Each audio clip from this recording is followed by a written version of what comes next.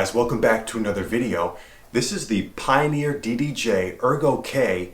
It's a limited edition model, and while it's a little bit older of a controller, I'm going to show you why this is still one of the most important pieces of gear in my DJ collection. So let's jump into this. So this is the Pioneer DDJ ERGO K, and it's a limited edition. The big difference between this and the regular model is if you look on the base of it, it's black. The regular model has a white base, and also the LEDs on this model are much more attractive. As you can see, you'll see there's yellow where the regular model has only red LEDs. One of my favorite features of this controller is that it's bus powered, so you're able to power the mixer strictly using a USB port, which is kind of unusual for a MIDI controller of this size. A lot of the newer controllers need an AC adapter to power the unit, but this can be powered strictly using a single USB port, and that powers all the LEDs, the sound card, the ins and out. Another great feature of this controller are the ins and outs. You've got master TRS output, you've got an RCA, and then also you've got a mic input, which comes in really handy. With Virtual DJ, if you've got a mic in on your sound card, you're able to route that line in through the software, and you can do things like recording your podcast, adding effects to your vocals, etc. And it's got a separate volume for the mic. And then here's an input select, so you can switch this input to either the mic or the auxiliary in.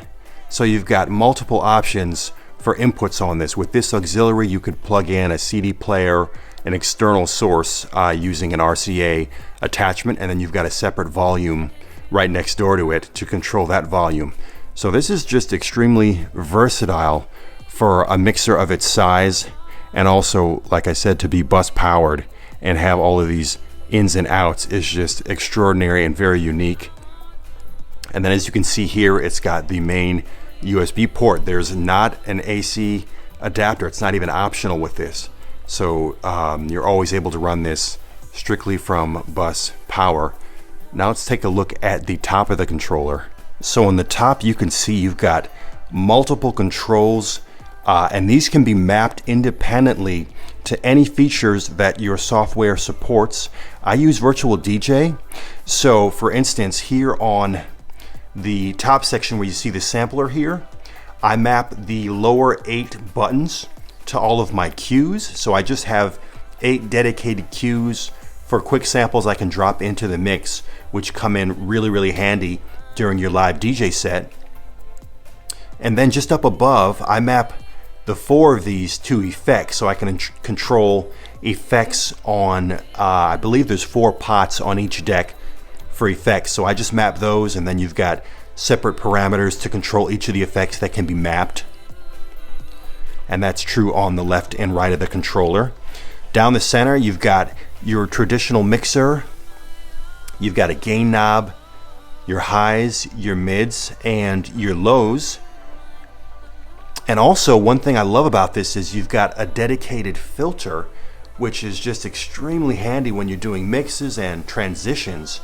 And a lot of the newer mixers at this price point just don't offer these capabilities and full functionality that this older mixer offers.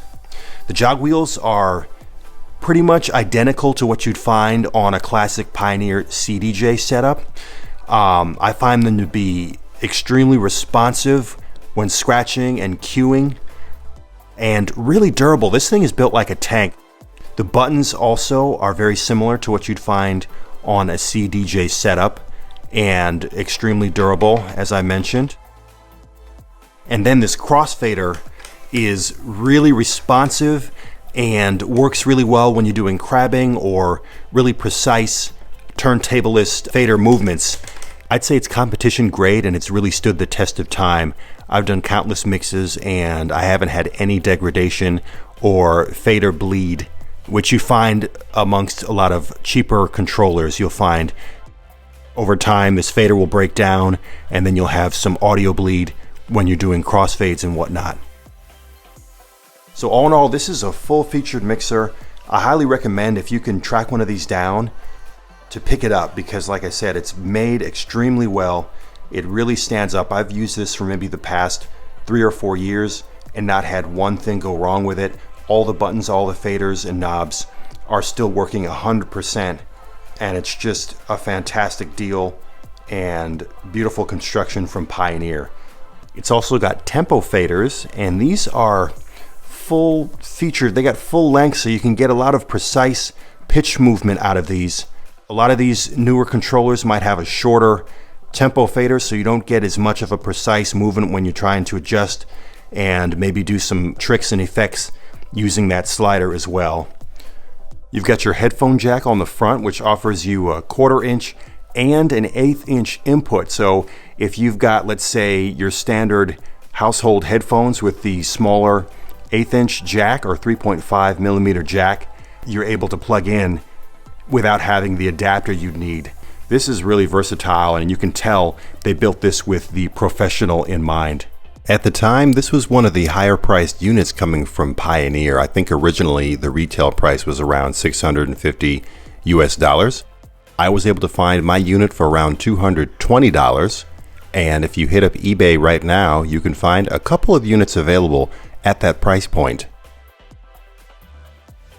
So there you have it. That was a quick run through of the Pioneer DDJ ERGO K. Again, this is the limited edition. And if you'd like to pick one of these up, I'd say head over to eBay and see if you can track down a great deal. These things are really well built, as I mentioned, and they'll serve you well if you take care of them and hold up really well in a professional setting. Highly recommended. Thanks so much for tuning in. Please like, subscribe, and turn on your notifications. I'll be coming with a new video each weekend, and we'll see you next time.